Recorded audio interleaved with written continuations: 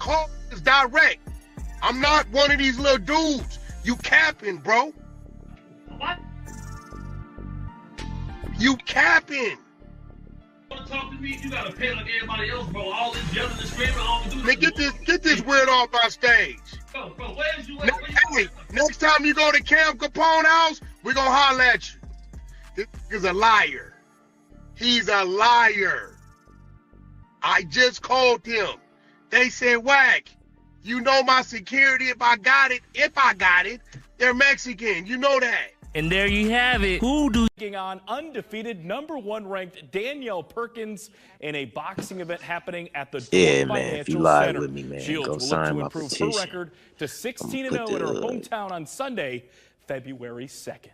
Well, I'll give you the first. Breaking news: just about 2 hours ago, Flint's own Clarissa Shields follow me on will be taking on undefeated #1 ranked Danielle Perkins in a boxing event happening at the Dorp Financial Center. Shields will look to improve her record to 16-0 in her hometown on Sunday, February 2nd.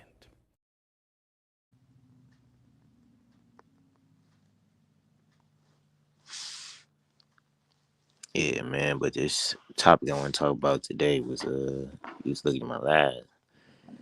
I was talking about OTF Jam and that whole situation, but sign my petition if you can. I got a petition so I can stay free out here, so I can write it to the judge. If you know anybody, law enforcement officers, people that work in the courts and stuff like that, they can help me put this petition into flourishing for me.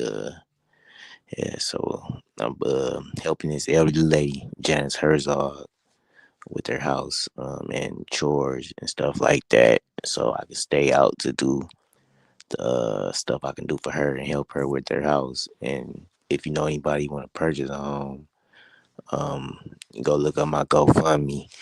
I'm saying I got picture of the house. I can send you some picture of the house. Call me, text me, DM me, or whatever.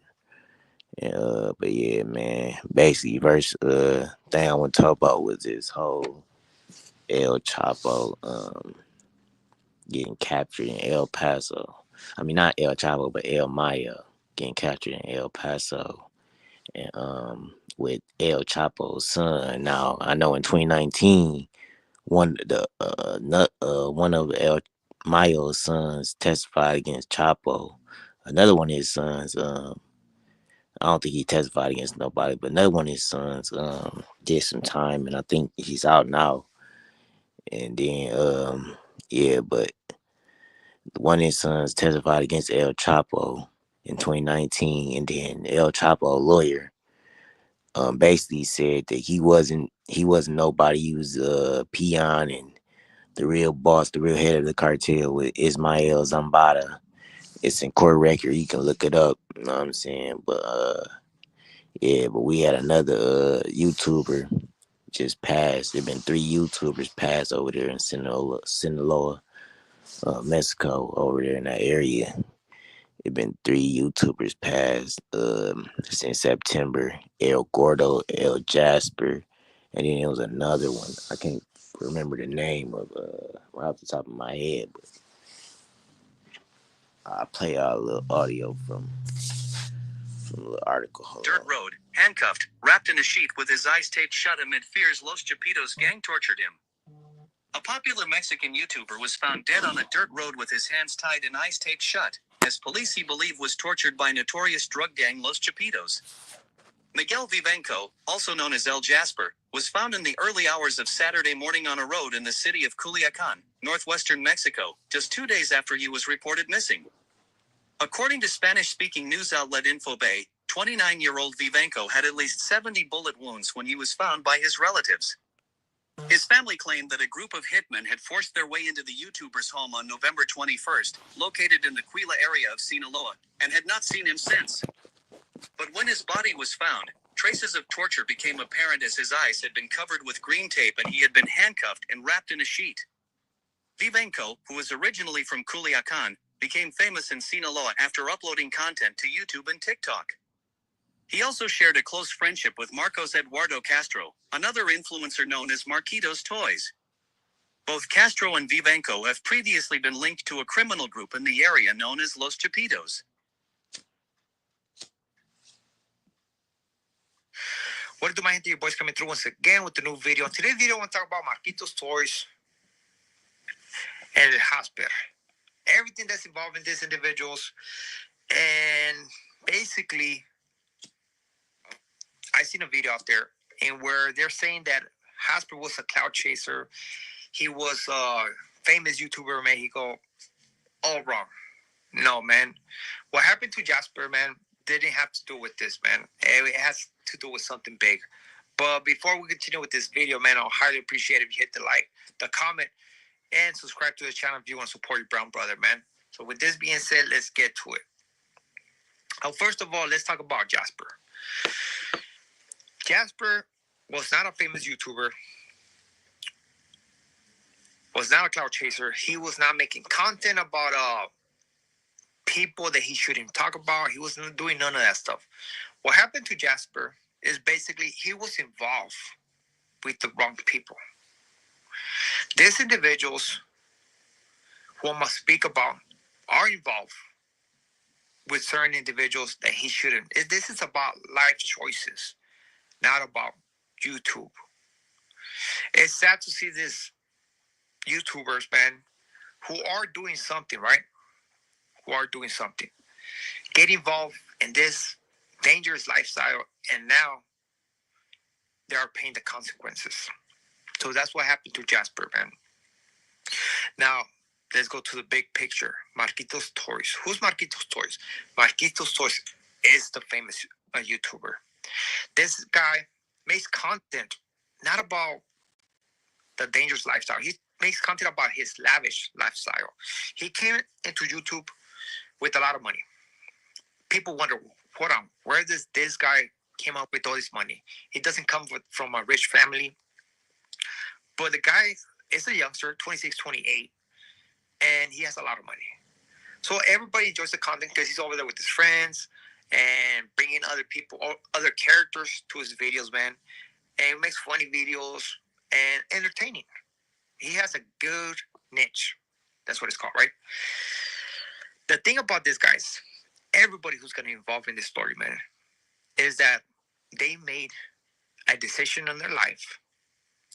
They gave them fast money, status. But now with what's going on in Sinaloa, they're paying for it.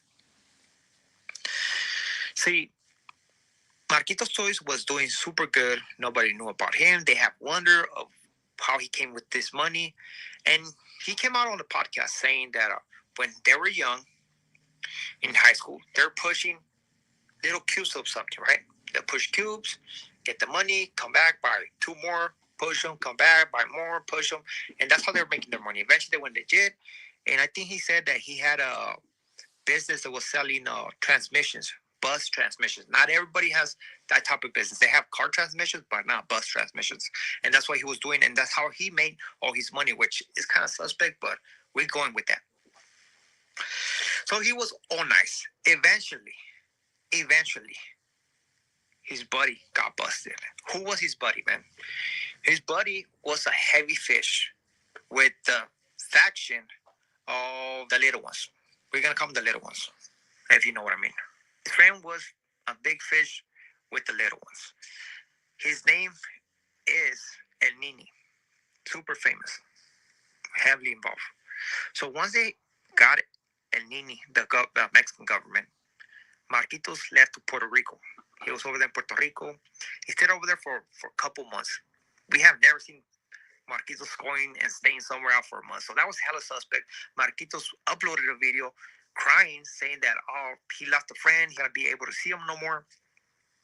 And everybody put 2 and 2 together, knew that they were talking about El Nini. Eventually, Mexican government put out Mayitos on blast. It seemed like El Nini was protecting Mayitos Toys, and once El Nini disappeared, Mayitos put on blast, and was said that that Mayitos Toys was laundering dinero for the little ones. After that, Mayitos Toys responded saying, well, if you have evidence, come and get me, which nobody did, and that was that issue. Mayitos Toys. Eventually came to Sinaloa. He'd been living in Sinaloa, joining his life. And now, with what's going on in Sinaloa, they want him again. And it's not his own people, the people that he salutes, that he supports, which are the little ones, is the other ones, the guys with the sombrero. These two factions are going in this conflict because of what happened with El Leme, if you know. The reason they're saying that the guys with the sombrero want Mayitos Toys is because he's giving money to the little ones in order to be able to fight back. And the guys from the sombreros, like, they're not having that. They want them.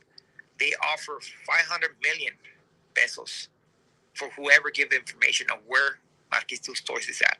Whoever turns in Mayitos Toys is going to get 500 million pesos. That's a lot of money, man. But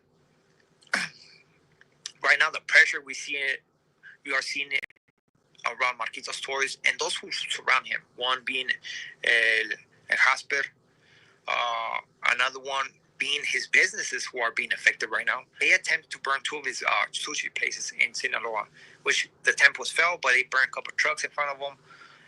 But eventually, there's a video in where they got the guy who did this and was the little ones. They made a video about this individual, and you can tell the guy's very heavily involved because the little ones are protecting him and making videos about people who are trying to hurt him and putting this on the internet. So the guy's heavily involved. And we see right here, man, his family got threatened. Basically, they put a video saying that we know where your family lives. You think that your brother thinks that we're playing because he's chilling over there with his door open. And these people know who are they. They know where everybody lives. And it's getting dangerous. This is not about YouTube. This is not about no cloud chasing. This is not about none of that. This is not about him talking about certain people. No, this is about life choices that now is coming back for the consequences, right? And that's one thing I always push out there, man. Always think about the life choice that is going to change your life forever. Yes, it might give you fast money for a quick minute, but eventually it's going to bring all these problems. And that's what we're seeing right now in Mayitos Toys, man. Super famous influencer, man. But he's heavily involved. He can't get out, man. And eventually they're going to get him. You know, if he don't move from Mexico, they're going to get him. His businesses, everything's going to go to hell. It's sad to see somebody like him, man, going through this stuff, man. His family, his friends, nobody's safe right now when it comes to Sinaloa. Nobody's safe. I just want to touch down on this subject, man, because it seemed like this was cloud chasing, people making content about people they shouldn't talk about, but it's none of that stuff, man. It's something bigger. It's life choices, and now they're coming back for Mayitos Toys. Hopefully everything comes good, man. We hope for the best for those individuals who are involved in that. And, I mean, what can we say, man? It's a choice that we all make and it has consequences. These are the consequences. With this being said, we are out to next video. Ooh, so popular YouTuber Miguel had just remember I might be saying it, please forgive me. But he has been found dead with 70 bullet wounds done by the cartel. Grayson reports that apparently he was abducted last Thursday, which is November 21st, and found dead 2 to 3 days later on a dirt road. Had his legs and arms tied up with some green tape over his eyes. Oh, and I tell you, I'm scared of the cartel, boy. Ooh. Take not bullshit. I'm damn that scared to report this shit. I'm like, whoa. I'm no problem. You never seen a story about little bro, bro. He was 17. He was 17, bro. They got his ass, man, for taking out his mental. Whew. The 70 bullets, bro. God damn, bro. Thank you, but no chance to survive and live. Bro, you're not surviving no 7 bullets, bro. I'm sorry, bro. Oh my God, man. Like the cartel run shit where they get fuck the government, fuck the laws, no, it's whatever the cartel say. Like the laws of the government have to move a certain way and move accordingly because that's how powerful the cartel is, bro. And I'm always seeing them get that motherfucker. They popular, no, they don't care, bro. I think they even since that fish the peso blooming, made that boy Cal's show and everything. Like, and I swear, boy, if I get a single message saying some shit, hey, boy, I'm gonna put it in translation. Oh, hey, I'm taking it, bitch. No problem. Ooh, so popular YouTuber Miguel had just remember I might be saying it.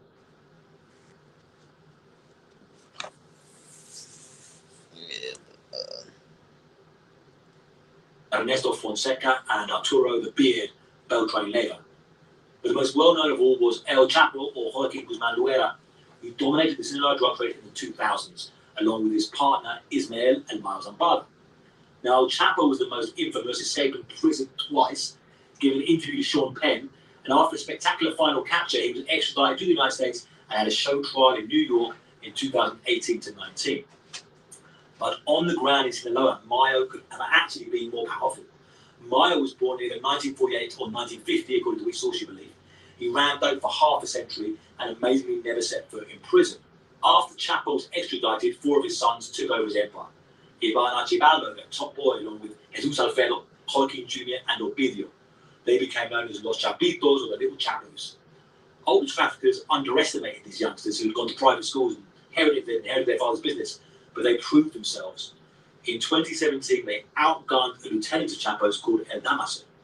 Then in 2019, the Federal Police and Army tried to arrest Ovidio, and they sent more than 700 gunmen onto the street, kidnapping soldiers and terrifying residents until the government released him. It became known as El Culicanazo and cemented their reputation. But there were 2 big factors weighing down Chapitos. First, American overdose deaths soared to over 100,000 per year, with fentanyl present in 70% of cases.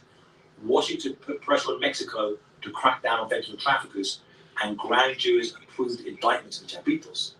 In January 2023, over 3,000 soldiers swept the Sinaloa and recaptured Ovidio.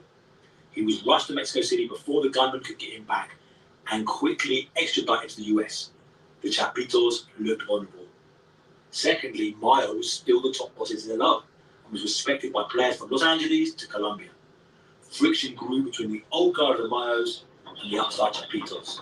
A cold war grew between them. The Chapitos would make it go red hot.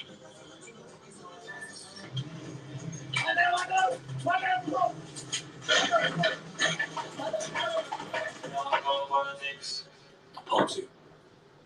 At 4 p.m. on July 25th, a Beechcraft King airplane landed in the Doña Ana County jetport near El Paso and was greeted by federal agents, FBI, DEA, HSI. Stepping out of the aircraft into custody with none other than the kingpin himself, Ismael Almazambada, along with one of the Chapitos, Joaquin Jr. It was an incredible news story that sent tremors around the globe, but what the hell had really happened? The first version was leaked by FBI agents and reported by major American media.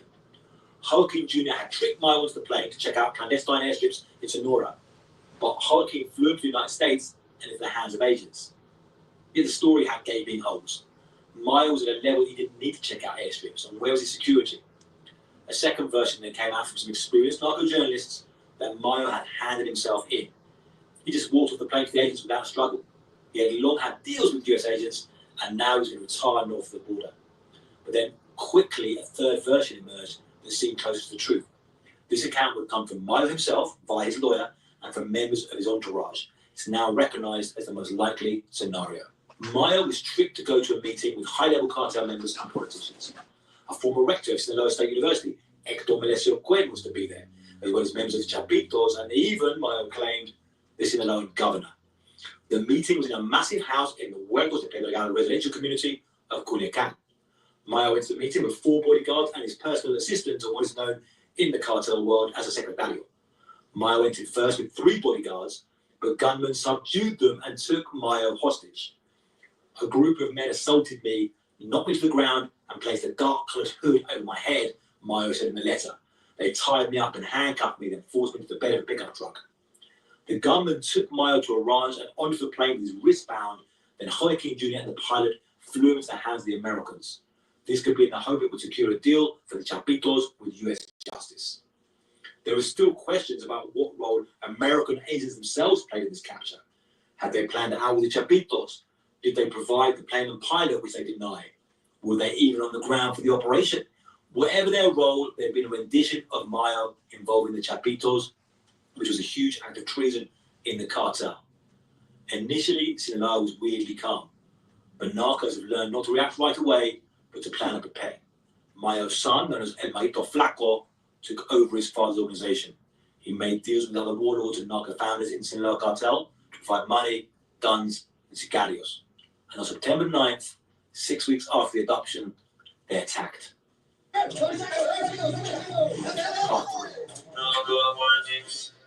In the first week of the war, I bolted up to Sinaloa to see how it was playing out on the ground. I went on the beach with the crime photographers on Nota Roja with an old friend, Fidel Duran. Kerry just off the plane here in Culiacan, and already with something happening. A bunch of vehicles, National Guard, police, and cars that look like regular cars full of guns and guns. I've been covering Sinaloa since 2008, but I've never seen it as crazy as this. The city police have completely disappeared. People said it's because they worked with Chapitos and were scared of being targeted. Instead, the Army, National Guard, and Marines moved in force. There also cars of gunmen zipping about, and you weren't sure if they were Federales or gangsters. Cartel squads throw spikes on the road like this one to punch the tires of troops pursuing them. Every day I was there had multiple murder scenes, like on this Sunday. About 46 from Fidel, there's a woman found dead, and now 3 people being kidnapped. Sunday morning in Sinaloa, go and find out more details and you can see. Here we see the police collecting up hundreds of bullets. The gunman had stormed the house at 4 a.m. and fired 320 rounds and a grenade. They kidnapped 3 people and shot dead a 19-year-old girl in the shower. Here's the police pulling the body out. We immediately got news of the next incident. We sped across town and found it was even worse. So this murder scene, which is the second so far this morning, before 8 a.m. and it's 5 dead bodies that have been dumped. They have sombrero hats on them, which could be a symbol of trying to humiliate the victims, saying they're on the side of the Mayitos faction. It's very corrupting and so on. This technique of leaving symbols on the bodies can be called body messaging. The hats on these represent the Mayitos. The Chapitos are also known as the Chapizo or Chapitza, and their bodies are left with pizza boxes. However, it's not totally clear if the symbols represent the victims or the calling cards of the killers. The third thing we went to was of a house very heavily shot up.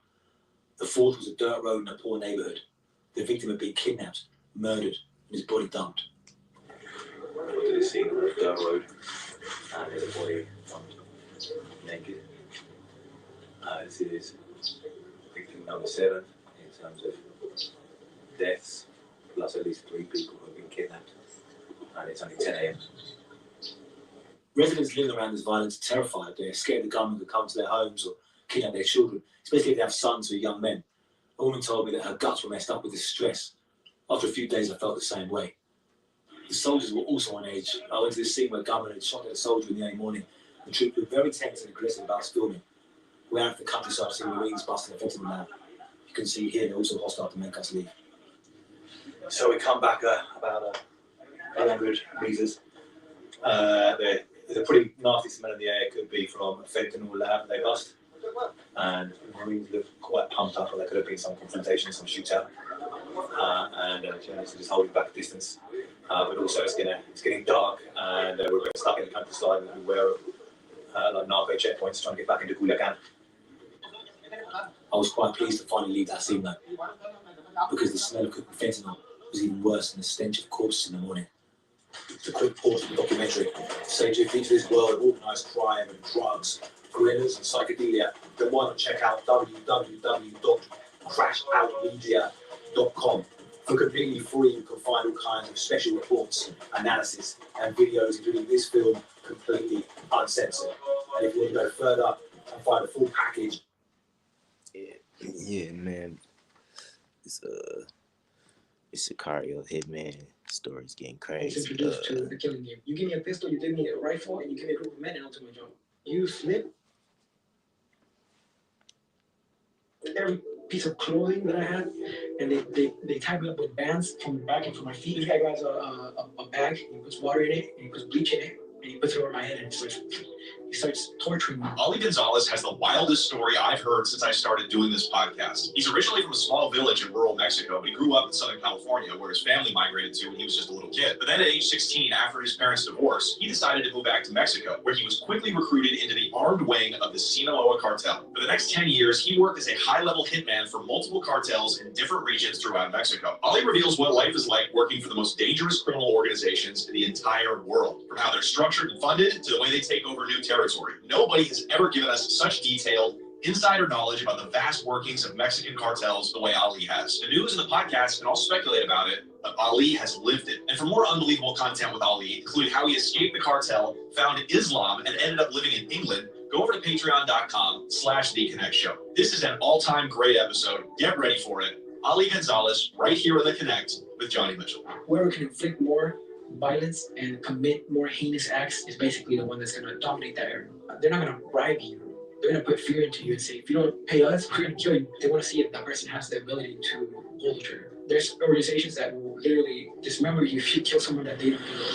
That's when I see lights behind me start to flash. I didn't even think. I just hit. I was driving like my life depended on it. Then I parked the car, hopped out, closed the door, and I started running. And he pulls out a burner.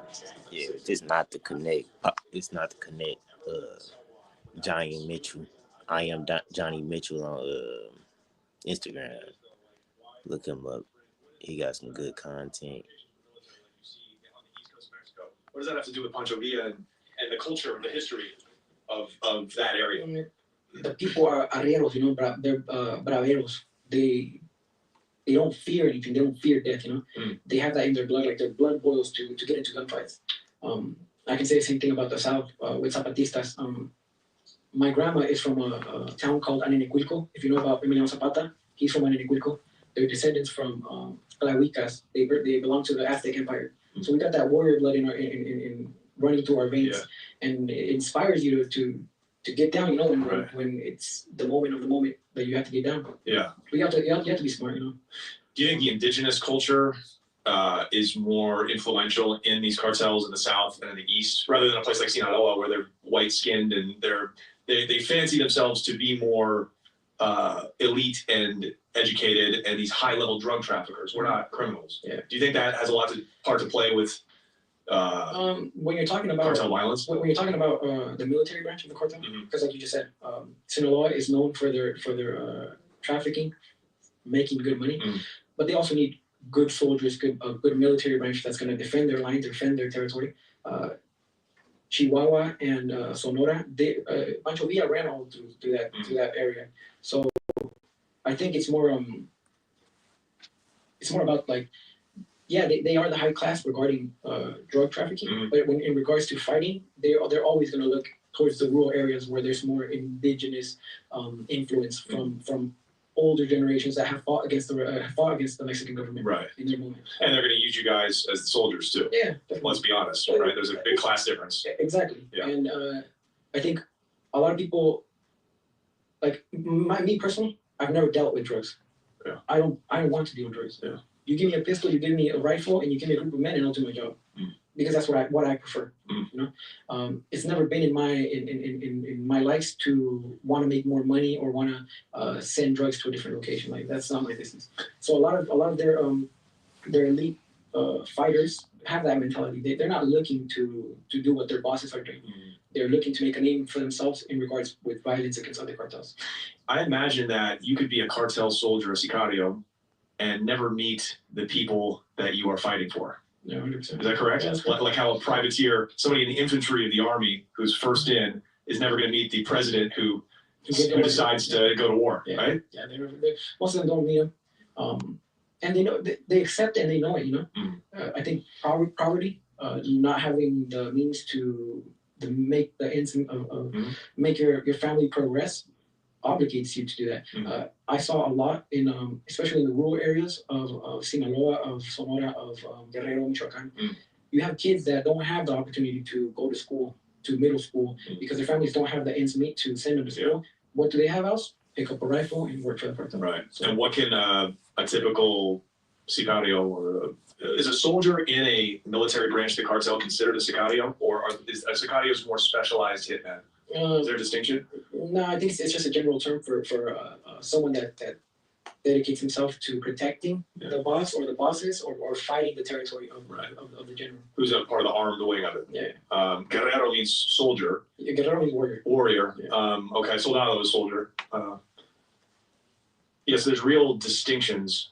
There's the armed wing of this cartel, and then there's the drug traffickers, people that put the money behind it. Exactly. Influence it and make it dance on the strings. It's funny how those people that do the dance on the strings, they'll have meetings and they'll be drinking whiskey, they'll be talking about business while their people are killing each other. They'll be having wars. They call it, we're just having a little war. 1,000 men against another 1,000 men. And the main bosses, they don't really care about their soldiers. For them, it's just like a show of power to the other person. Like politicians, right? Exactly like politicians. There's an obsession with death in Mexico. There's, no offense, I think less value on human life than perhaps in the United States. I mean, I'm being nice about it. There's clearly less of a care for life than in places like Britain or the United States. Do you think that has to do with the history of the Aztecs and the bloodletting and something to do with Catholicism and the afterlife?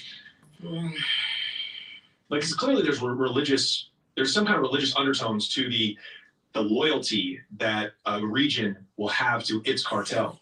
Almost like it's the way that in England there's this religious attitude towards your soccer team, right? Yeah. Are you Liverpool or what's the big one? Help me out. Manchester. I doubt it, because obviously, like you guys are. My point is, you don't seem scared to die. Obviously, there's a fear of death, but you know when you get into this business that there's a good chance you could get killed. There's less of an individualistic attitude in Mexico than there is in the United States. You're like, that's the boss. This is the way things are. We fight and kill. They make money. Yeah. It's just the acceptance of being a soldier, you know, having getting respect and earning respect from people that humiliated you when you were nothing. And a lot of these people do it because of that, because of getting tired of being put down by other people that think that they're better than them. You know, it's more an act of honor, an act of how do you say it? Validation. Yeah, validation, respect from their peers, from the peers. Right. So it's the reason people join gangs. It's basically the same thing. Obviously, over here you're playing a totally different game than in the U.S. with gangs. You know. It's difficult. But. So you're from Guerrero. I love saying that word. Guerrero. I'm one of the few güeros that can pronounce the double R in Spanish. Take pride in that. You're from Guerrero. What city in Guerrero? You remember? Do you remember about the 43 missing students? I'm from that area, Cocula. That's a rural area. Yeah, that's where they found the 43 missing students in the ones that happened a few years ago. Yeah. You remember the kidnapped students? Students and killed them. The cartel. The mayor of the city of Guerrero, of Iguala, had a problem with these kids because they were protesting every time. They were protesting against the government. So the cartel that was there, it was Los Rojos. They basically were arrested by the government and given to the Rojos, and the Rojos did this. What did your parents do? My dad used to work in a lumber company in the U.S. and my mom's just a stay-at-home mom. Okay, so you moved to L.A. Your parents relocated to L.A. when you were very young. Yeah, 2 years. I have no memories of Mexico. Yeah. So you grew up. Your formative years were in L.A. Compton. Yeah. Okay, so your dad had a good job or a working class job. Yeah. Mom stayed at home. You have brothers and sisters? Yeah, I have one brother and 2 sisters. Okay. Yeah. What was childhood like? You know, it was pretty good. You know, growing up in the American culture. You know, except for racism, obviously. But everything else was. We were living a dream. You know, I was living a dream because I didn't even know I was from Mexico. My parents would tell me if anybody asked you, you were born in the U.S. Right. You're not gonna have an accent. Yeah, exactly, because obviously I went to school in the U.S. But you're from the nice part of Compton, I assume, right? The Mexican part. We moved a lot. So we were moving a lot. We moved from L.A. to Inland Empire, San Bernardino. I lived in Yucaipa, Cali Mesa, Redlands. My mom's living there right now. Okay. We were always moving, but it's.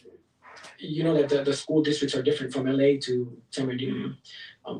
But in general, like obviously you got gangbanging, you got Hispanics against Hispanics, you got Hispanics against blacks. You even got living in Yucaipa. I even got to deal with skinheads, you know. Yeah.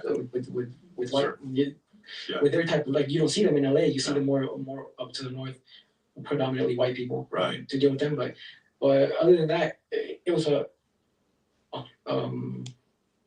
a different world, you know. Was it stable though? Like, did your parents stay together? Did you have enough to eat? When we were young, obviously, yeah. My father was providing for the family. My mom and my dad were Christians, you know, Baptist Christians. So they would take us to church. We would go to church, and obviously they would try to keep us away from the streets and from gang life. Yeah. And I can say we were doing pretty well until. My own father broke our family apart. My sister, my own father, our own blood father destroyed our family basically, and that's what basically kicked the domino effect in my life. Yeah, just destroyed everything. Of course. I was 13, bro. Yeah. How old was your sister? My sister was probably 9. Okay, so your father went to prison? Yeah, he went to Avalon State Prison. Okay. He did 13 years in Avalon State Prison. That's it? That's it. That's what the U.S. government gave him. Huh. So he's out now? Yeah, he's out. I assume there's no more contact or anything like that.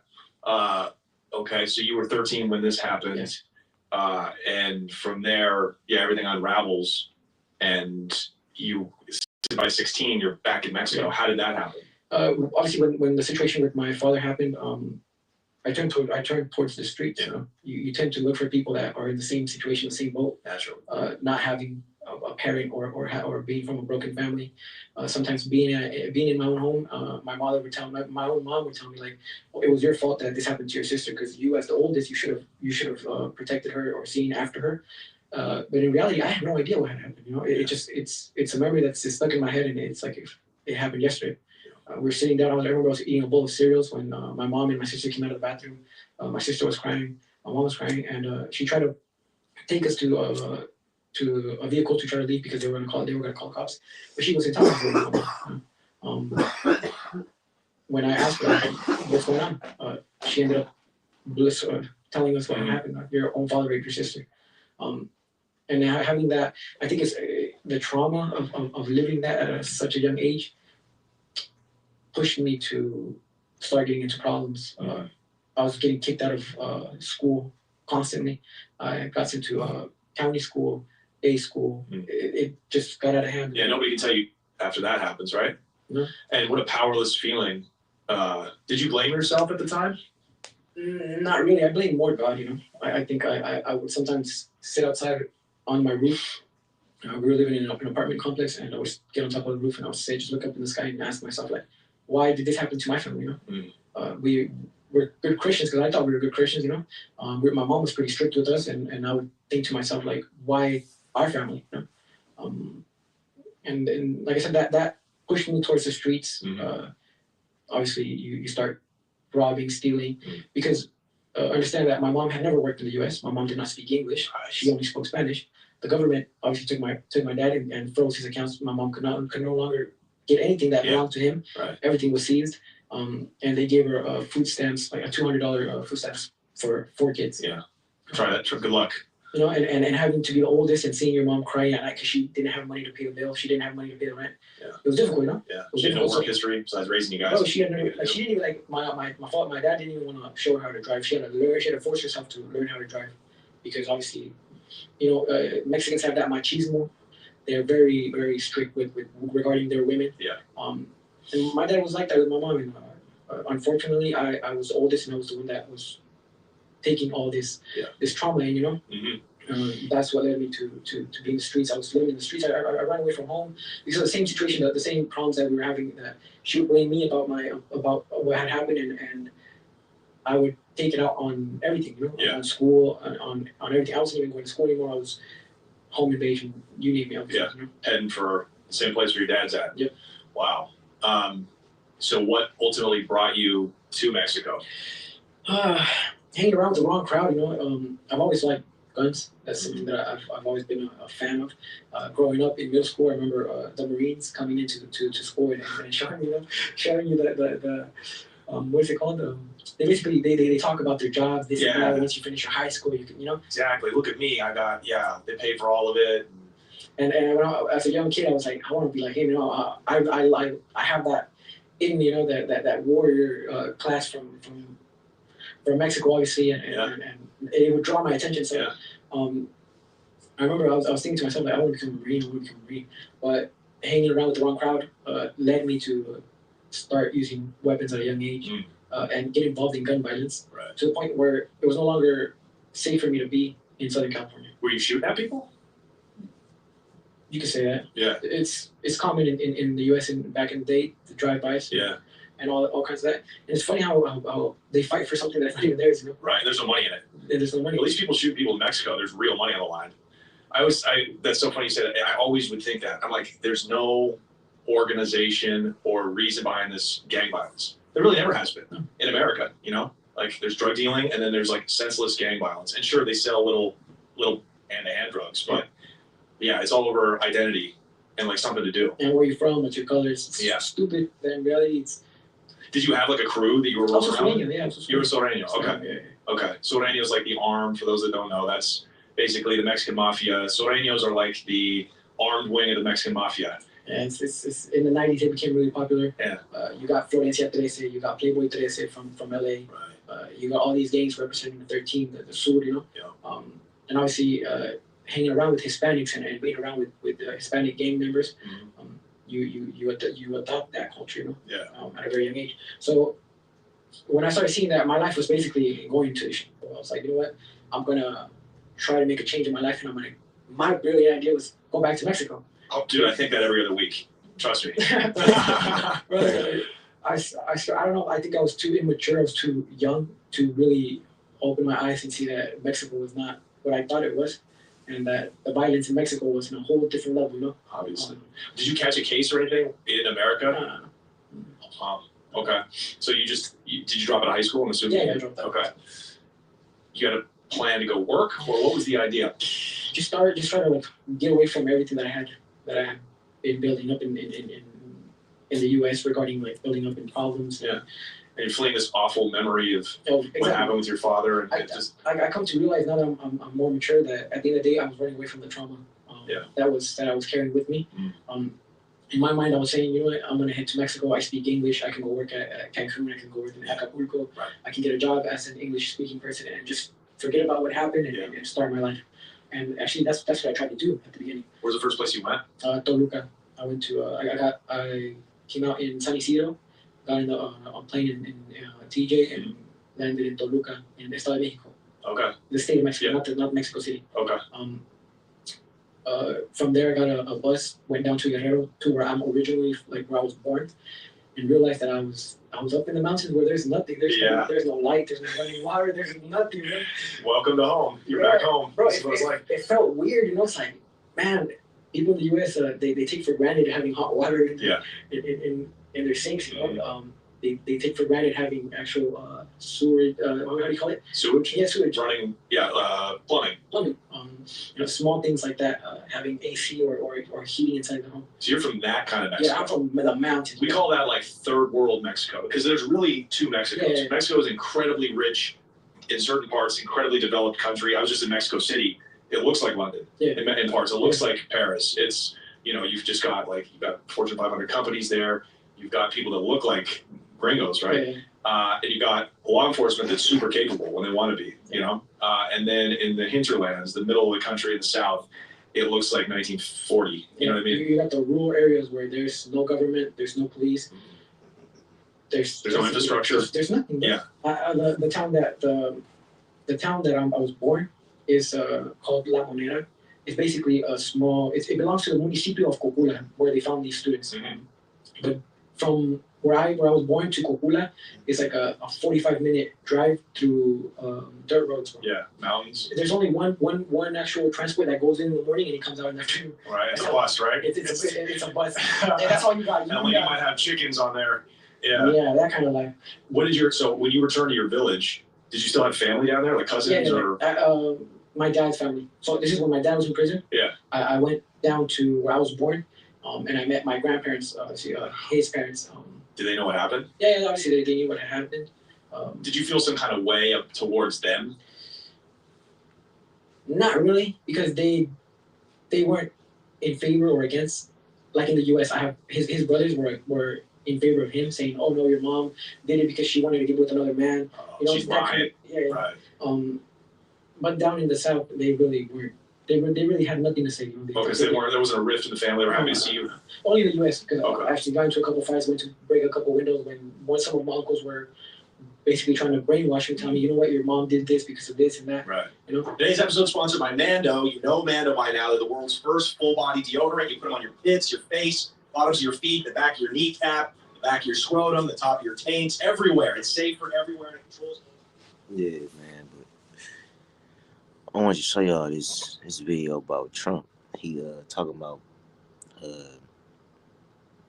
going at Canada, man. They talking about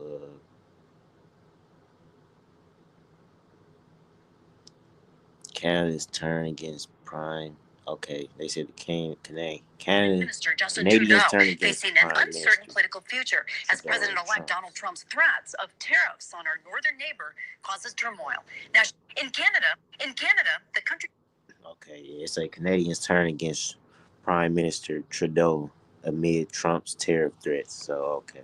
Prime Minister Justin Trudeau facing an uncertain political future as President-elect Donald Trump's threats of tariffs on our northern neighbor causes turmoil. National correspondent Kayla Gaskins joins us from Washington. A political storm brewing in Canada. Trudeau is facing the biggest political crisis of his career. As calls grow louder for Prime Minister Justin Trudeau to step down. Today, I'm calling on Justin Trudeau to resign. He has to go. The current chaos ignited by Donald Trump's threats to impose 25% tariffs on goods exported to America from Canada and Mexico if these countries don't secure their borders with the U.S. If Trump makes good on his promise, Canada's economy will take a tough blow. Trudeau attempting to reassure his country he has everything under control. And one of the most important things for us to do is not to freak out, not to panic. So we're still looking at the right ways to respond. But on Monday, his finance minister handed in her resignation. She said the prime minister asked her to step down. The letter says the two were at odds with how to respond to the impending American tariffs. This is a serious blow to Trudeau's bid to stay in power. He's already widely unpopular. A new poll shows only 23% of Canadians say Trudeau, who represents the Liberal Party of Canada, deserves to be re-elected. Trump, meanwhile, taunting Trudeau on social media, calling Canada a great state and referring to Trudeau as governor. Trudeau visited Mar-a-Lago late last month where he tried to convince the president-elect to not implement the tariffs. The prime minister called it an excellent meeting. However, the tariff issue remains, as do other problems, pressing tensions at home to a boiling point. Right now, Canadians are struggling with the cost of living. I hear it everywhere I go. We have Trump threatening tariffs at 25%, and instead of focusing on these issues, Justin Trudeau and the Liberals are focused on themselves. They're fighting themselves instead of fighting for Canadians. Amid this turmoil, the Conservative Party in Canada doing quite well in the polls. Trudeau is also up for re-election next year, and if he doesn't resign, it appears he faces a tough race to remain in power. In Washington, I'm Kayla Gaskins. Pumpkin seed. They grow tomatoes. What else? Trump going in. They going in on the borders. So prices. They have to, like, there's temporadas, you know, there's seasons for every single thing. Justin Trudeau has always managed to hold on, no matter the scandal, no matter the fallout. That could all be different this time around. He's delusional if he thinks we can continue like this. I think the only path forward for us is to choose a new leader. Calls to resign from his own party growing louder after the shock resignation of longtime ally Chrystia Freeland. There's a huge hole to climb out of for the PM now. It has been death by 1,000 cuts. So what could happen next for a prime minister and country mired in political crisis? So much of that depends on Trudeau himself. People have been trying to write him off for a while, so it might be premature to say that he's completely finished. Trudeau could try to stay, and in the hours after Freeland's resignation from cabinet, he tried to carry on business as usual. As Minister of Finance, quickly swearing in Dominic LeBlanc to replace her as finance minister, and all smiles at a Liberal Party fundraiser. I love this country. I really do. And despite the calls in caucus getting louder for Trudeau to go, he still has some support. Yes, I think all of us should be loyal to the Prime Minister. He's focused on delivering for Canadians. Still, Liberal MPs have a larger political context to consider. The party, under a deeply unpopular Trudeau poll suggests, is facing a wipeout in the next election, which must be held by October 2025. I think it's sinking in that the consensus in his caucus is that he should leave, or there should be some process. If Trudeau did step down as party leader, it would trigger an internal contest to replace him, with someone new to square off against Conservative leader Pierre Poilievre. If you hire clowns, you get a circus. And the NDP's Jagmeet Singh. He has failed. He has to quit. But there's no official party mechanism to force Trudeau out. And in the past, he's repeatedly said he'll be the one to lead the Liberals into the next election. We're going to continue to have great conversations about what is the best way to take on Pierre Poilievre in the next election. But that'll happen with me as leader. So instead of moving aside, Trudeau could call an early election himself, or even prorogue or pause Parliament after the weeks-long winter break in an effort to reset. Up until now, he's always had the luxury of saying, well, I think I can turn things around. But as fall 2025 gets closer and closer, he's going to run out of space to make those kinds of arguments. Why won't the Prime Minister have the courage to come in here, present it himself, and put it for a confidence vote tonight? There's also the looming threat of a non-confidence vote, potentially toppling Trudeau's minority government in the new year, infighting or not. Whether it stands depends largely on the NDP's willingness to keep propping it up. Justin Trudeau has to go. He has to resign. And because of that, all options are on the table. Jagmeet Singh does not want to bring down a Liberal government, knowing at least from the polls that the suggestion is that it'll be replaced by a Conservative government that will be far less progressive. He'd rather see Trudeau resign and trigger an election on his own. Trudeau says he'll reflect on his leadership in the coming weeks. His father famously left politics after a walk in the snow. Could his son now be on the same path? The basic principle of crisis management is you get to the end state as quickly as possible, right? And in this scenario, the end state, I think, is likely the Prime Minister will not be the leader of the Liberal Party or the country within the next 3 to 4 months. Yeah, he ain't the only one on the street. They got Sanctuary city. Eric Adams from New York. Soon, so Mayor. the He NYPD can help deport indictment. And it is so important that term has been thrown around without any real understanding and meaning of it. The sanctuary part of it is to state to immigrants, undocumented, and whomever that utilize our services. Have your children educated in schools. Call law enforcement if you're a victim of a crime. You have a right for medical care. That is what we believe in. And what the problem was is that this was in place since Mayor Koch, Mayor Bloomberg. But the changes that were made under the previous administration that prevent law enforcement and any city agency for collaborating with ICE for deportation reason. I just don't believe that. Those who commit serious violent crimes, we should collaborate with ICE to make sure they are not on our streets committing threats and dangers to migrants, asylum seekers, and everyday New Yorkers. Okay, so Mayor, that's a yes to revamp the sanctuary laws, if I'm hearing that correctly. Now, you met with Trump's border czar last week, if I'm also remembering correctly. What have you both discussed? What is the roadmap going forward? To collaboration. I've stated it from the beginning. I was talking about even prior to the election. It's about public safety to me. And we're going to sit down with our team and his team and work out the plan of dealing with those who are dangerous and should not be in our city or country. When we talk about, though, the methods that will be used, there was a lot of hay, of course, made about your meeting last week with Tom Homan, the cooperation that you will have to have one way or another with the Trump administration. As you know, Mayor, a lot of the issues with the first Trump administration and the way that they dealt with undocumented immigrants wasn't so much the kicking them out, but it was a lot of the methods used to round them up here. Will you be cooperating on the roundup part of that? Well, I think that the border czar would articulate exactly what their methodologies are and how they're going to operationalize what they want to do. In the city, we're clear. And I want to take all the anxiety away from our migrants, asylum seekers, and undocumented individuals. Continue use the service that your tax dollars are paying for. I am zeroing in on those who are committed repeated violent crimes. I said this over and over again, and let's be clear. The American public have communicated loudly and clearly. We have to fix our border. We have to keep dangerous people out of the country, and that is why they voted for this president to do so. They certainly did. But according to a Seattle poll, a lot of those people also voted. I didn't know how to do this. So I started contacting the people that were working in that job, but also working for the cartel. And that's how I started. I got sent to Sonora to work for a certain person. Okay. As a hitman. Was he a boss or was he? He was a lieutenant. He was how do you call it? He was the one that was in charge of that area. Okay. A big piece of Sonora. So that's like un lugarteniente. Have you heard of that name? Lugartenientes? No. So you got the main boss, and then he has lugartenientes, people that are in charge of certain areas, but they still respond to him. Right, plazas.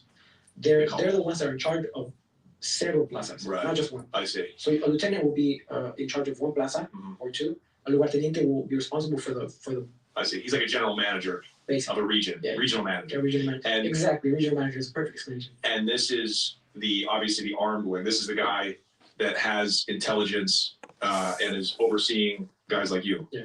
And could you explain, so would you think this guy's reporting directly back to Mayo in Sinaloa, or is there an intermediary between the boss and, guys in the armed organization? How do you think that communication goes? Right now, illegal immigration on day one of taking office. With Inauguration Day just about a month away, Donald Trump's rhetoric about deporting over 1 million migrants is increasing. This comes after the Immigration and Customs Enforcement, or ICE, released data of the number of illegal migrants who are reportedly being marked for deportation. According to the ICE document, 1.5 million migrants have been identified for deportation, with the highest number of undocumented residents being from Honduras, Guatemala, Mexico, and El Salvador. The list also includes thousands of migrants from Asia, particularly China and India. Now, the United States has about 7 million undocumented migrants living in the country, with the most being from Mexico, followed by El Salvador, India, Guatemala, and Honduras. Washington has already begun deporting some of the illegal immigrants, particularly those who have a criminal record or ties to drug cartels. The first thing I thought was, I'm not going to sleep on the floor anymore. I'm not going to be cold anymore. I'm not going to be hungry anymore, and neither are my children. When it sank in that I was landing, that I was in Honduras. When I arrived, I went to my mother's house in Oro, and when I arrived, I sat down and took a deep breath and said I was in Honduras again, and I couldn't believe it. The impact was very strong. It felt like getting hit by a bucket of cold water to realize that I had to start from scratch in a country where I had tried so many times and I could not get off the ground. It was very suffocating for me. Meanwhile, in an interview with Time magazine last week, Donald Trump said that he would also cut business ties with nations refusing to take back migrants that are going to be deported from the United States. I'll get them into every country, or we won't do business with those countries. I want them out, and the countries have got to take them back. If they don't take them back, we won't do business with those countries, and we will impose substantial tariffs on them. Now, the United States has already designated at least 15 nations as uncooperative in the deportation process, with some of the major countries being India, Russia, China, Ukraine, and Cuba, with Donald Trump threatening to impose sanctions on these countries for refusing to take back migrants. Washington could be staring at a global trade war and strained diplomatic tensions. Time and again, prominent economic and business experts have warned that the tariffs would increase the cost of living for average Americans and even impact the U.S. stock market. Reacts to tariffs, whether or not, they have an impact that could slow growth or create a stickier inflationary environment will be dependent on what's actually implemented. And I'm sure the administration will be very thoughtful about how it proceeds. It's the same thing with immigration policy and deportations. Now, if Donald Trump goes ahead with his plans of deportations and tariffs, American taxpayers will not just be paying for the high logistical costs of the mass deportations, but even for daily use products, as India and China remain among the 10 trading partners for the United States, particularly for mobile phones, pharmaceutical goods, and other products. From the Detroit Free Press, I'm Robin Chan with today's News Briefing. It's Wednesday, December 18, 2024. Politics and state government for the Detroit Free Press. There are only a few session days left for the Michigan House and Senate before the end of the year, which means there are only a few session days left in the Democrats' trifecta of control in Michigan. With Republicans set to control the House starting next year, Democrats have been trying to pass their remaining policy goals during the so-called lame duck period. There have been some policy goals accomplished. The House and Senate have both passed bills to expand unemployment benefits to 26 weeks in Michigan, as well as increase the maximum benefit amount over the next 3 years. In the Senate, Democrats have passed legislation cracking down on price gouging and expanding birth control, and in the House, lawmakers have approved bills to expand retirement benefit options for corrections officers and stiffen penalties for online sexual harassment. But there may be too much discord among House Democrats to accomplish many other policy aims before the end of the session. The House is set to meet Wednesday and Thursday, but it's unclear what major legislation can be taken up, since not all 56 members of the House Democratic Caucus are on the same page. Some lawmakers have openly criticized Speaker Joe Tate, accusing him of blocking certain bills that are popular within the caucus. One of the biggest looming issues in Michigan are pending changes to the state's wage laws, with many restaurant groups having urged the legislature to prevent minimum wage and the tipped minimum wage from rising next February. A bipartisan plan to maintain the increase to the minimum wage but maintain the tipped minimum wage was introduced, but so far it hasn't received any movement. And Republican lawmakers left the House floor Friday, telling the press they're not voting until the plan is considered. So Democrats voted by themselves Friday, passing a slew of bills by 56-0 margins. But without Republicans present, Democrats lacked the votes to pass anything if they didn't have full support of their caucus. When Detroit area Representative Karen Whitsett left the floor Friday night, Democrats had to call it a day. So, with the final days of session ahead, it's unclear what major policy items will make it to Governor Gretchen Whitmer before the year's end. Along with some of the previously mentioned legislation, bills to ban ghost guns and ban bump stocks, expand Michigan's open record laws, and more are still waiting second chamber votes. Have you ever wondered how scammers will up their game next year and beyond? Well, the call you get from a grandchild in trouble might sound more like your real grandchild soon, thanks to AI cloning voice technology. I'm Susan Tompor, and I'm a columnist at the Detroit Free Press. A variety of experts shared their warnings and concerns. Innocent bystander. You're gonna have the whole government asking questions, what's going on here? Right. So they don't want it in Mexico, as we know, it's all about appearances. Yeah. It's all this veneer of everything will be no pasa nada. Yeah, exactly. So you hit him. How many times did you hit him? 4 times. Like 4. And you're confident that it was a kill shots? You get basically explained how you're gonna kill him. Okay. So before they take you to the city and they put you into a security house, they'll have you out in the desert training, and they'll give you a rundown on how to engage a target. For those that have military expertise, everybody understands you're not going to headshot anybody. No. You're going to reassure them in the chest. So they explain to us 2-3 in the chest, in the torso, and you end up coming up to him and 1 in the head just to make sure he's dead. So that's the way that you. So they had you out there in the desert training? Yeah, they train you. They if they see that you have pormillo, that you have that you're going to be a valuable asset. We call that juice in the U.S. Yeah. They'll pay people, Green Berets, ex-Navy SEALs to come down and train you. You got the Guatemala, you got the Caibiles, you got the Gafes, ex-Zetas that are no longer Zetas. Right. That they'll come and they'll train Sicarios. You. Wow. Exactly. Wow.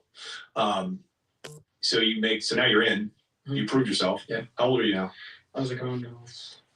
I was gonna turn 19. Okay, so you made it about 3 years. Yeah. What's the average age? Is that about a normal age? I've seen kids that are 13, 12 years old that are killing people. Yeah. Okay, and there's opportunities to rise up within the armed wings of these organizations. You were saying? Yeah, it's they want to see intelligence, they want to see organization, they want to see leadership. That people follow your orders, and that you are able to demonstrate that you can that you do good under pressure. Right. Yeah.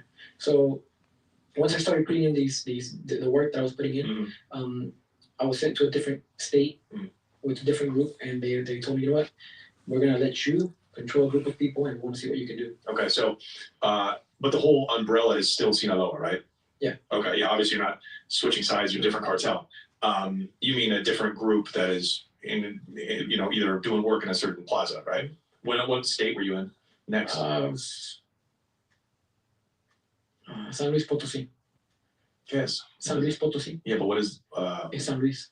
So that's a state? Yes, it's a state. Where is that? San Luis Potosí. I know Mexico. Where is San Luis Potosí, Ryan? It's near Aguascalientes. Okay, so this is way far away from Sonora. Yeah. Wow. Okay. What is Sinaloa doing all the way over there? Well, they got people in Chiapas. They got. So Sinaloa basically is the name of the organization. Yeah. But the organization needs connection with other criminal organizations, with other groups that have their own infrastructure. They're local. But that they're making a chain with the bigger name of the Cartel Sinaloa. Right. Right. Because you got people that have to take care of the ports. Because I see there's a lot of merchandise coming into the ports. So you got people fighting down in Chiapas, the ports of Acapulco, Quintana Roo. Yeah. You got organizations that are big, that have to come and speak to the bandits that live in these areas and say, so you're working for us or you're working for them. Right. And if they accept the help, they get the rewards from it. They split in whatever. They get apoyo. How do you say that? Apoyo? Help. They get help from the organization. So most of these smaller branches or smaller organizations, they might be in war with another organization. For example, Cartel Jalisco Nueva Generación. It grew up real quick and it started expanding everywhere. Right? Yeah. So you had little organizations that couldn't defend themselves against them. So what Sinaloa did was send people down to the south, speak to them. You know what? You're going to work for us. We're going to help you with people, with guns, with money to fight. Protection against the CJNG. So what do they have? They have lives. They have people that they can volunteer to build the organization. And that's how a place like Sinaloa in northwestern Mexico is able to operate thousands of miles away in the south. Yep. I see. When you were up north in Sonora, like when you're working for this group and you got to go kill somebody, do you know what you're doing it for? Like in the south in Chiapas, it's probably for people smuggling, right? But in Sonora, did they say, hey, we're we're taking this over because of this reason. They don't know. They're not going to explain to a basic soldier what they want. It might be someone that from the same organization that they just want someone taken out. You know? Right. They don't explain why, and you don't ask why. Asking gets you killed. Bro. I'm such a. Well, I would get killed so quickly. The whole time I was down in Culiacan, Brian will tell you this. I'm like, how does it work? How does it work? And they're like, yeah. I'm like, how do you become a boss? They're like, well, you have to be like born into it.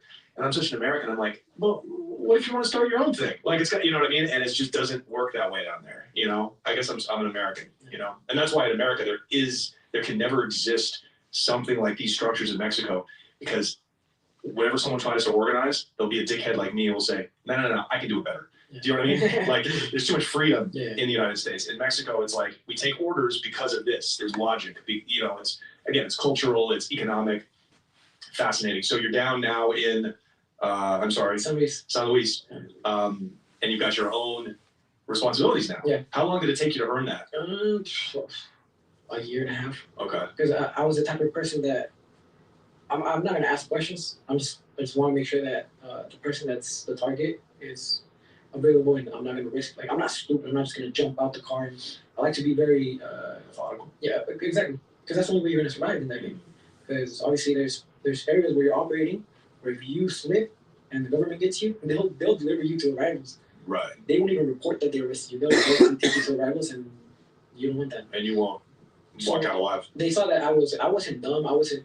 We have a saying in Mexico: "Los huevos, tener huevos, gets you killed really quick." Mm-hmm. You know? Because a bull has big old balls, and but you can easily get him to an ambush. Sure. So with balls, you gotta have a lot of intelligence to make it work. Mm-hmm. So they saw that I was really efficient in what I was doing, and obviously it wasn't that I was efficient. It was more that I was looking for a way out in my own life. Mm-hmm. I didn't have the courage to take my own life. You know, I wanted to die, but I didn't want to die by my own hand. I wanted to die in battle. I wanted glory. To die. Exactly. How much were they paying at the time? Bro, you don't even want to know. Yeah, I do, but it's gonna hurt. A lot. 3,500 pesos. A month? 15 nights.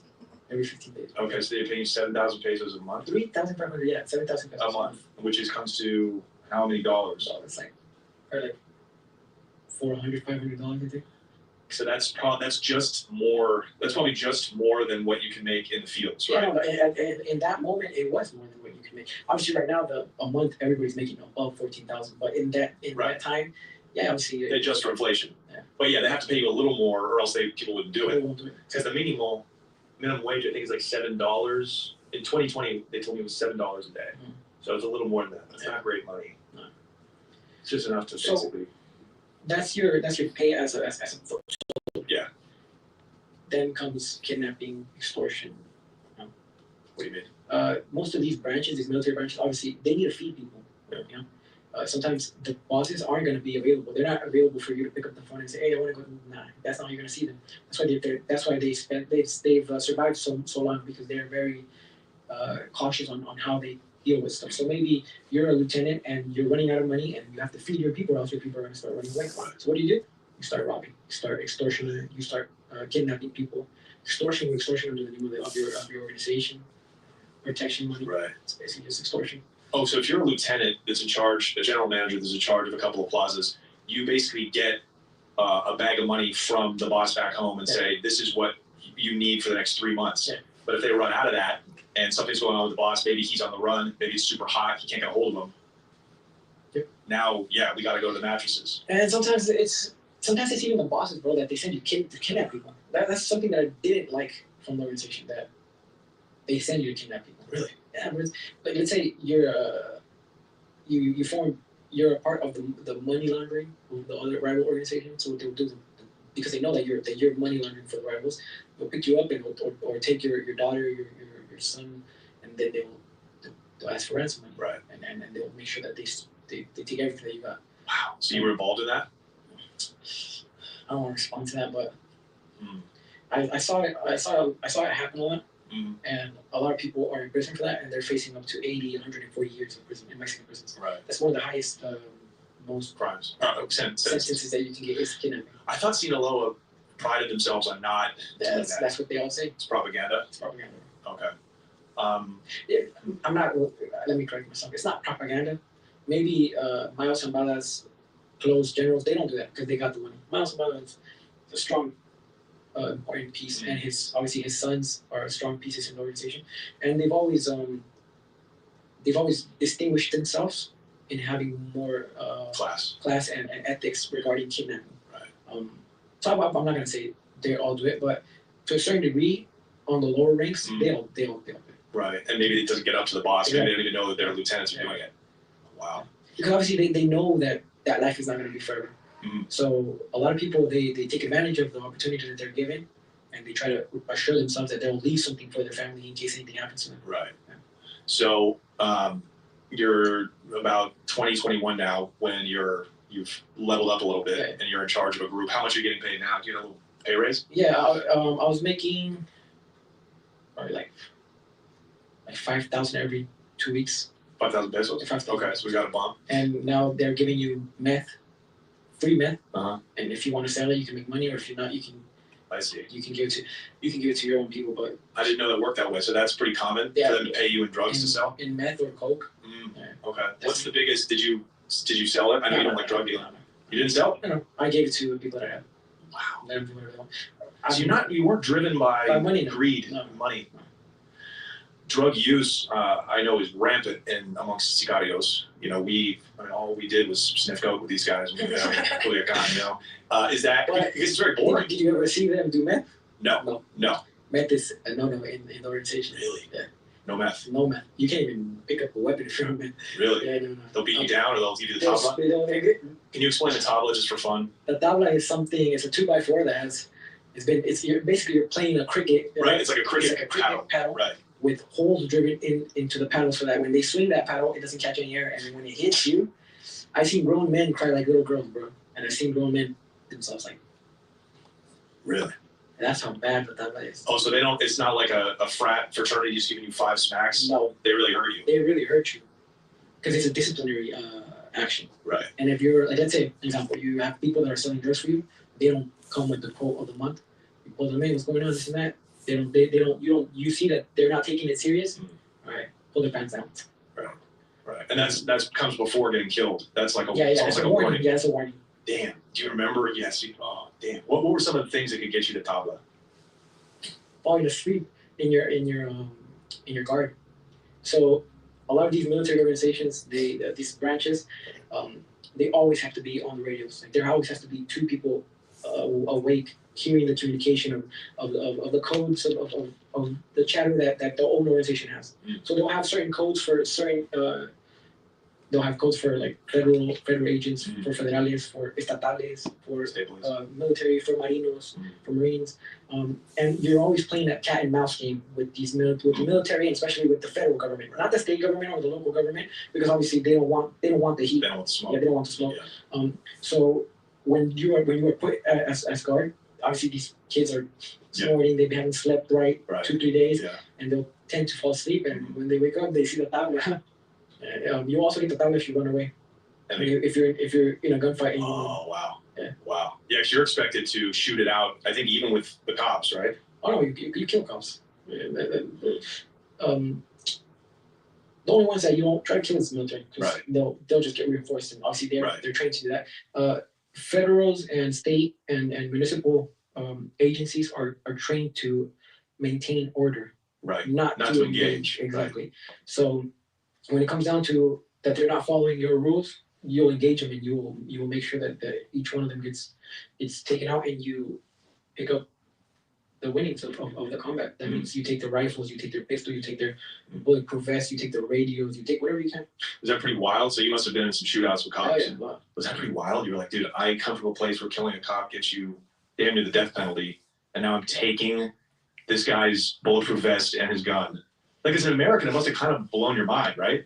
Yeah, because obviously you know that if you kill a police in the U.S., they'll hunt you down. Obviously, right? It's a to these kids who grew up in Mexico, it's normal. But did you realize you're like, did you adapt quickly, or did part of it in the back of your mind you think like, this is crazy? I adapted pretty quick, and I understood that I was no longer in the American dream. I was in Mexico reality. That it's like, it's not about like in the U.S. like they're scared of the cops. You can say so. Mm-hmm. They know that. Yeah. Like you don't want the cops. In Mexico, it's like they got a problem with you, then we'll smoke it out. We'll ambush them. We'll hunt them down. Yeah. There's and a lot of footage of friends of mine and other members of other cartels ambushing state police, municipals, federals. In the state of Mexico, not too long ago, they killed 12 state cops and 3 judicial agents. Yeah. And I know the people that did that action. I know them personally. I was on the phone with them telling them, like, why would you guys do it? Said, nah, they raided our homes and they took my tiger because one of my friends was a boss there. He told me that they had taken his tiger. He had a Bengal tiger. Yeah. What's it called? Bengal tiger. Yeah. With a collar with diamonds and spikes. And that's a good use of money. Bro, they would feed their enemies to the tiger. Really? Yeah. Where is this? This is Estado de Mexico. Okay. So as retribution, they would ambush these guys. Yeah. Wow. Just so they know. You plan the ambush like 2 weeks, and then you'll go spend 3-4 days in the mountains waiting for the radio signal that the convoy is coming down. 2 trucks of state police. Get ready, line them up, and. When you engage like the state police, for example, what are you guys armed with? You're armed with rifles. Well, what kind? Well, you got. Man, what's up with him? That's a staple name of the organization. What's up with dog? You got AR-15s, 5.56 NATO rounds. It's basically those two are the main 7.62 and 5.56 are the main armory of any organization. Obviously, they got 50 cals, but they don't use those on these type of ambushes. Yeah, what are the 50 cals for? They're more for cartel against cartel, when they got the monsters, when they got these homemade what do you call them? Tanks. Yeah. Right. And they're having their wars. That's why they're used. Right. They're not gonna waste ammo for 50 cal. It's so freaking expensive. Yeah, of course. They're not gonna be just wasting it to try to kill a bunch of cops. Do you remember being resupplied with arms? Like, did you have to buy arms coming from the United States? 3,000 all told to stem the flow. But at a time when the Mayos and Chapitos are battling it out for control of Sinaloa, and the Sinaloans themselves are fighting with the Cartel Jalisco Nueva Generación, or CJNG, for control of Mexico, nobody is safe from the squeeze of a Sicarios trigger. On October 25th, 2 police officers are ambushed and shot dead in Culiacan. Then, on November 18, a local cop is dragged from his home near I have friends that what they do is they buy a vehicle in the U.S., not a new vehicle, but not an old vehicle. They have the Mexican government paid off the immigration, and obviously because they are U.S. citizens that are constantly crossing and have a legal business of acquiring vehicles to sell in Mexico, they become really good friends with the U.S. Border Patrol. So they basically hand over a little bit of money. They let the vehicle sit in the immigration for a bit, and then they get the green light from the Mexican side. They bring the vehicle in. They say that it's to not pay the importation tax, but it's not about the importation tax. It's about what the vehicle is bringing in from the U.S. to Mexico. That's going to be ammo, that's going to be money, and obviously weapons. That's great business for them. Was there ever a time where there was like a drought on weapons? Was there ever a time where it would be hard to get guns? Nah, it's never hard to get guns. There's always a market for guns. They don't necessarily have to come from the U.S. Yeah. I've seen guns from China. Wow. Yeah. Do you have to retrain when you get a new batch of like Chinese weapons in? Nah. No, most of the people are already skilled, and they already know their weapons. But other than that, it's easy. Most of the weapons that they do acquire are basically copies of AK-47s, but Chinese fabricated. Right. So the only people that you guys ran from were the federales, the Marinos. Military. What is the difference? Can you break down the difference between the Marinos and the military and then the federales? Because we hear feds. FBI, it's a feds. It's like federales. Okay. But those guys you can kill? Yeah, in Mexico. Okay. Yeah. Silly me. Yeah. But the military is like if you the U.S. try to engage the Coast Guards or you go to San Diego to try to engage the Navy, you're not going to do anything to them. So who are the Marinos? The Marines? Is that military? Yes, that counts as military. So it's Ejército Mexicano is the Marines. Mm-hmm. The Blues are La Marina, and you got the Fuerza Aérea Mexicana. But basically, there's 3 branches. I know in the U.S. there's like 5-6 branches of different type of military. Right. But in Mexico, it's only 2: Marinos and Ejército. Okay, so those are the guys where if you either duck them or you run away from them, or you're involved with them. Like, I was witness where sometimes generals from the Marine would come into these ranches, and we would be sitting down with our weapons and everything, and they would be having conversations with the person that's in charge, and they would be giving the money to operate in the area that they're operating. Right. So there's a lot that are crooked. Yeah. But I think there's more that are not crooked. Right. I've heard that. They have more ethical values, I think. You could say it like that. Harder to flip. Yeah, they're way harder to flip. Did you ever not engage them, but have to like shoot your way out of like a lot of times, right? Wow. Yeah, it's with military. Is you just empty out a mag and you run it. And you run right? Yeah, Did you see any people? You see any brothers in arms get killed by them? A lot. Oof. I have a specific friend that he had this guy had an encounter with the military, and they blew his elbow. His hand was hanging off a tendon. They reconstructed his elbow, and it just looked like a big old piece of 20 seconds. At around 12:50 p.m., former police director that nigga Rio and I'm trying to do I'm trying to record that shit when you record. with two associates at an upscale restaurant, and gunmen open fire from the street. All three men die on the spot. A clean officer who'd won awards for locking up narcos, it's not tough to see why somebody would use the fog of war to dispose of Villarreal.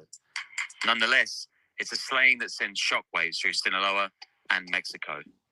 We have to act as a whole, as a team, says Sinaloa's security chief of Ending the War. That means citizens, population, and public security forces.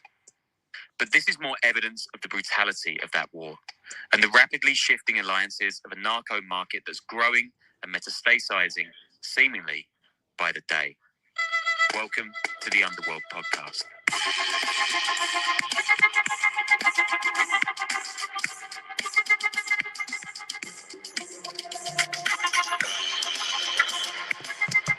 Williams, a reporter, photographer, and misanthrope in Wellington, New Zealand, southern Texas. In the midst of El Mayo's capture and the war enveloping the state of Sinaloa and Culiacan. First, though, a bit of housekeeping. If you subscribe to the Patreon, thank you so much. We've got tons coming there. And since everywhere is America right now, happy Thanksgiving. And we're going to do a Black Friday sale of Underworld Pod tees, hoodies, caps, stickers, and mugs. You just go to underworldpod.com and click on merch for some top deals. So there's my salesman shtick out the way. Back to the narco war in Culiacan. Thanks for joining me, Nate. I went into some of the growth. So the Defense University apartment, $1 billion going toward Mexican military equipment and things like that. It had a historic low at that point. And so it was this moment of hope, like, hey, is this going to be that?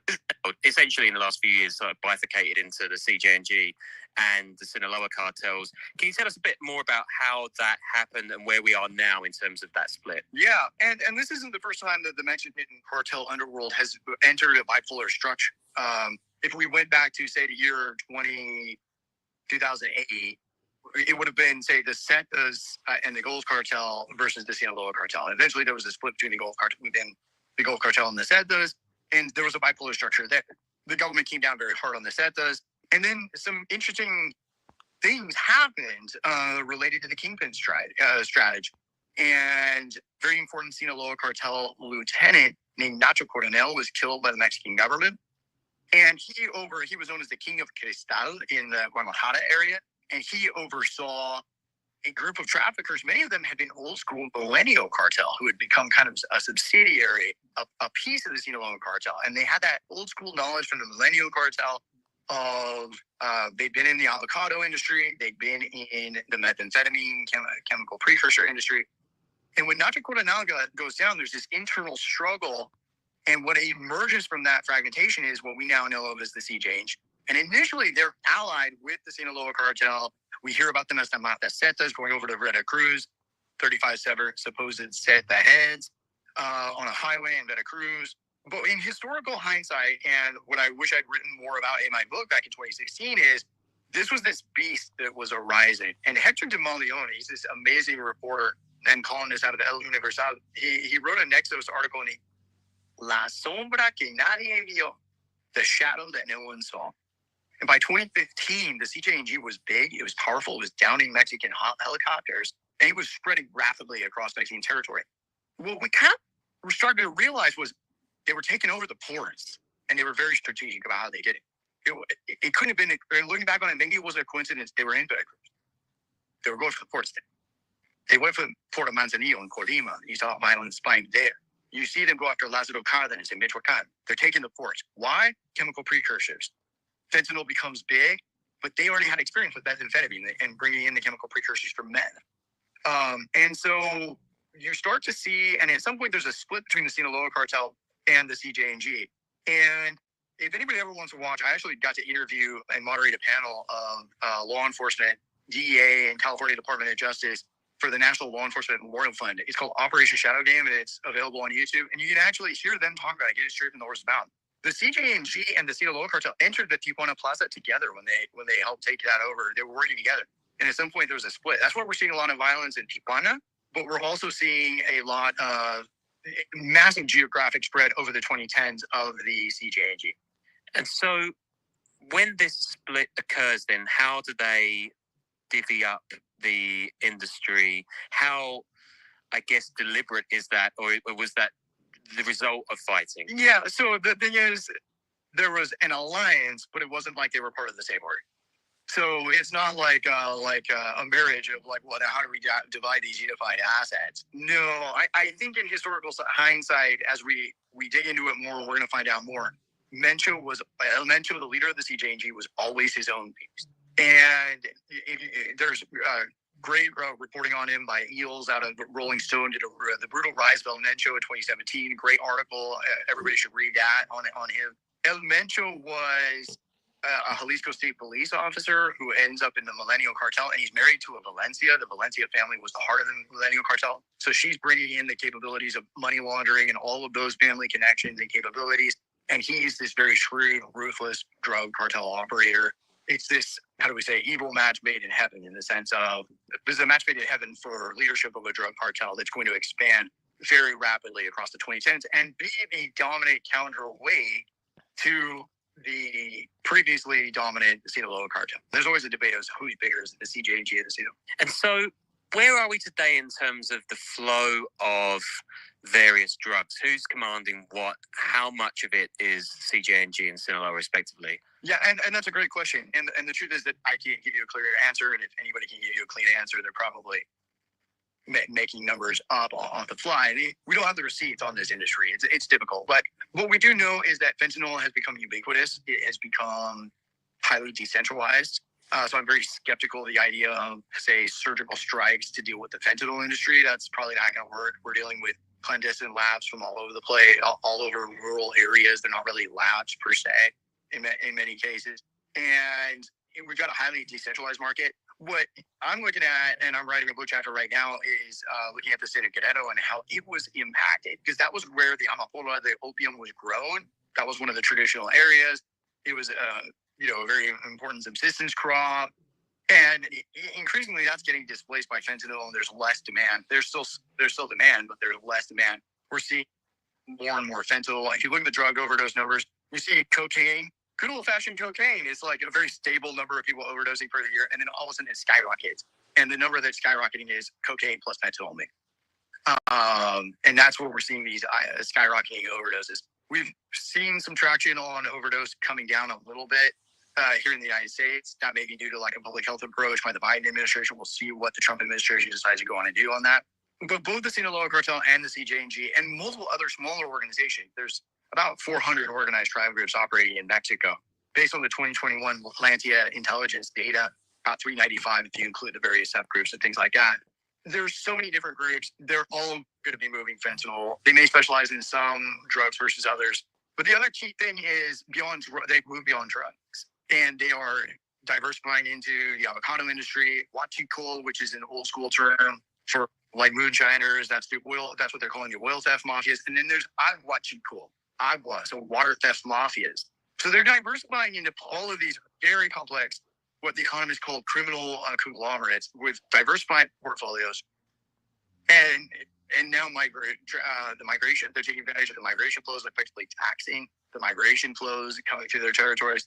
So they are massive and they're highly diversified. They're going to be highly resilient. And they're in many ways decentralized. We're talking about these big groups, but in many ways, if you dig into them, as you guys mentioned on this podcast, and I think it's great that you've done this on this podcast before, the Sinaloa cartel is not a monolith, right? We've always thought of it as a federation. Sometimes we talk about it that way just because it's easier, but as we're seeing with the internal struggles now within the Sinaloa cartel, it's never really been along. Yeah, and We'll put some of your writing on the show notes so that people can sort of do some of their own research as well. But there was a really interesting piece that you published around this time last year on the kind of different webs, networks, and shapes of these two cartels, and they're very differently shaped, right? And they expand in different ways. So could you go into some of the differences with the two? Yeah, absolutely. Yeah, so the underlying data comes from Lantia Intelligence, which is a private Mexican security consulting firm. It is a very expensive data set to get a hold of, but I am unfortunately a non-resident scholar at Rice University's Baker Institute, and they were getting a license for a year. And they said, hey, this gives us 3 licenses. Would you like one of them? And I was like, yes. And I saw that they had social network analysis relational data of the alliances. And I was like, I want that. And they gave it to me. And so this is based on Lantia Intelligence data. It's a great data set. And what we found was when you break down the alliances, the 2 big actors that become very obvious based on their centrality in the alliance structures are the Sinaloa cartel and the CJNG. But what was interesting is if we zoomed into the ego network, just looked at who the Sinaloa cartel is connected to and who the CJNG is connected to, and then we put those together, what we found was you can just tell by visually looking at it, the Sinaloa cartel is part of a network that is more densely connected. And the CJNG is a more hierarchical, less densely connected. Everybody's connected to the CJNG, but the alters, the people who connect to the CJNG, are not connected to each other. And that's fascinating because that suggests a much more hierarchical structure. The CJNG is like a jealous lover. You do business with me, you don't do business with nobody else, right? The Sinaloa cartel, you can interpret this one of 2 ways. 1, they're weak and they're balancing against the CJNG. Or 2, they're old school. This they've always done. There's always been network and relationship building, and that's just part of the old school structure. And I think that I lean toward that